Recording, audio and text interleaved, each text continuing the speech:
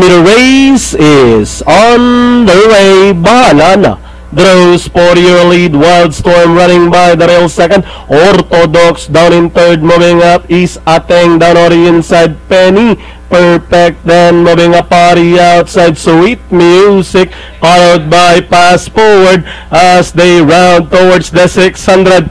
Bahala na. Lying on the outside by the rail. Wildstorm then followed now by Pass Forward. Then on the inside Penny Perfect. Sweet Music comes next as they race at a 450. We have Bahala na. Wildstorm running by the rail then racing into this Pass Forward as they race for home. Bahala na. Is still leading the field. Wildstorm is by the rail. Pass Forward on the outside. Penny Perfect and down the stretch they come. It's still Bahala na. Running on the outside. Wildstorm is by the rail. Bahala na.